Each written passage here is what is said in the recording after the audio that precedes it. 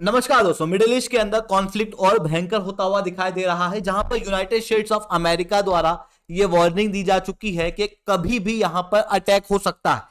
इतना ही नहीं, रशिया, पाकिस्तान जैसे देश ईरान को न्यूक्लियर कैपेबल हथियार सप्लाई कर रहे हैं, जो दर्शाता है कि यहां पर जो अगला अटैक होने वाला है ईरान के द्वारा, वो कोई लल्लू पपलू अटैक नहीं होगा जो हर बार की तरह होता है, बल्कि हो सकता है कि इस बार और भयंकर अटैक ईरान द्वारा इसराइल के ऊपर किया जाए। अब ऑब्वियसली इसराइल के सपोर्ट में यूनाइटेड स्टेट्स ऑफ अमेरिका खड़ा हुआ है, और यूनाइटेड स्टेट्स ऑफ अमेरिका ने दुनिया भर के सामने तो ये कहा कि हम हमारी मिलिट्री डिप्लॉय कर रहे हैं मिडिल ईस्ट के अंदर डी एस्केलेशन करने के लिए, पर एक्चुअल में इनके द्वारा यहां पर मिलिट्री डिप्लॉय की जा रही है इजराइल के सपोर्ट में, क्योंकि सिचुएशन काफी गंभीर है।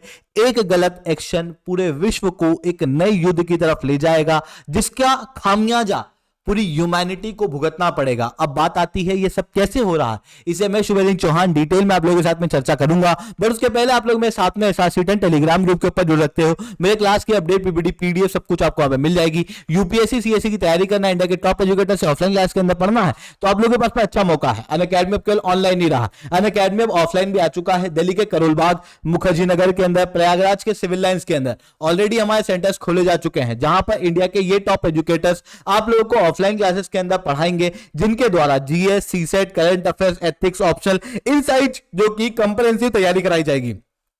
यानी कि आपको कंप्लीट यूपीएससी सीएससी की तैयारी कराएंगे, आपको वन ऑन वन मेंटरशिप देंगे, आप लोगों को कंप्लीट गाइडेंस देंगे। अगर आपको भी अनअकैडमी के ऊपर जुड़ना है, जो कि देश का नंबर 1 प्लेटफॉर्म है यूपीएससी सीएससी के केस में, 2023 के अंदर बेस्ट रिजल्ट क्योंकि अनअकैडमी ने दिए थे। टॉप 10 में 4 बच्चे, टॉप 20 में 10 और टोटल 315 बच्चे अनअकैडमी से पिछली बार क्वालिफाई हुए थे। अगर आपको भी अपना नाम इस बोर्ड पे देखना है तो नीचे डिस्क्रिप्शन के अंदर मैंने लिंक दी हुई है, उस लिंक को खोलना, उसको फिल आउट करना, हमारी टीम आपको रीच आउट करेगी और कंप्लीट गाइडेंस आप लोगों को देगी। दोस्तों, समझने का प्रयास करते हैं यहाँ पे हुआ क्या है। देखो, रिसेंटली आप लोगों को पता ही होगा कि ईरान के द्वारा हमास के लीडर की हत्या कर दी गई थी, या असासिनेशन कर दिया गया था ईरान के अंदर घुसकर। और ऐसा कोई इजराइल ने पहली बार नहीं किया था, इजराइल ने इस तरीके की चीजें पहले भी की हैं। जैसे ईरान के न्यूक्लियर डेवलपमेंट से इजराइल को दिक्कत है, इस कारण से 2010 से 2020 के बीच में 5 न्यूक्लियर साइंटिस्ट ईरान के अंदर मारे जा चुके हैं, जिनकी मृत्यु का आरोप या तो यूनाइटेड स्टेट्स ऑफ अमेरिका या फिर इजराइल के ऊपर आता है। अब जब इस बार अटैक हुआ तो उसके बाद में ईरान ने क्लियर धमकी दे दी है कि भाई हम तो रिटेलिएट करेंगे और हम लोग इजराइल के ऊपर वापस से अटैक करेंगे। इसी तरीके का अटैक थोड़े समय पहले भी हुआ था। ईरान ने कई सारी मिसाइलें इजराइल के ऊपर दागी थी, पर उन मिसाइलों को आयरन डोम ने पूरी तरीके से इंटरसेप्ट कर लिया था और कोई भी कैजुअलिटी इजराइल के अंदर नहीं हुई थी। मतलब ओवरऑल रूप से इजराइल का कोई भी नुकसान नहीं हुआ था। मतलब इस बात से आप ये बात साफ साफ समझ सकते हो कि जो डेवलपमेंट हो रहे हैं वो कोई नए नहीं है, पर इस बार खतरा ज्यादा है, क्योंकि इस बार ईरान ज्यादा सीरियस दिख रहा है। इस बार ईरान को हथियार सप्लाई किए जा रहे हैं, ईरान को हथियार सप्लाई किए जा रहे हैं एक तरफ तो रशिया के द्वारा, क्योंकि जब रशिया को हथियारों की जरूरत थी तब ईरान ने सप्लाई किए थे। वहीं दूसरी तरफ पाकिस्तान, जो कि अब यूएस के साथ नहीं है, ईरान के साथ में अपना इस्लामिक ब्रदरहुड निभा रहा है, वही पाकिस्तान ईरान को हथियार दे रहा है। इस तरीके की मीडिया रिपोर्ट जो है वो सामने आती हुई दिखाई दे रही हैं। इन सारी चीजों के चलते ऐसा लग रहा है कि अब इजराइल के पास में हाई क्वालिटी हथियार हैं, क्योंकि देखो रशिया के पास में अच्छे क्वालिटी के हथियार हैं। पाकिस्तान भले ही भारत से कई बार युद्ध हारा हुआ है, पर इनकी ओवरऑल मिलिट्री टॉप 10 में आती है, इनके पास में अच्छे हथियार देखने को मिलते हैं। और अगर ये भी ईरान को हथियार सप्लाई कर रहे हैं तो ऐसी कंडीशन के अंदर ईरान सोफिस्टिकेटेड हथियार से अगली बार इजराइल के ऊपर अटैक कर सकता है, जिसके कारण से इजराइल के ऊपर अगर अटैक होता है तो बड़ा दिक्कत देखने को मिलेगी, क्योंकि इजराइल ने तो क्लियरली कह दिया है कि हम तो तैयार हैं भाई, तुम्हारे अटैक से बचने के लिए भी और वापस से अटैक करने के लिए भी। आप क्लियरली इजराइल के टॉप लीडर के स्टेटमेंट इस स्क्रीन के ऊपर देख सकते हो। We are prepared for any scenario both offensively and defensively.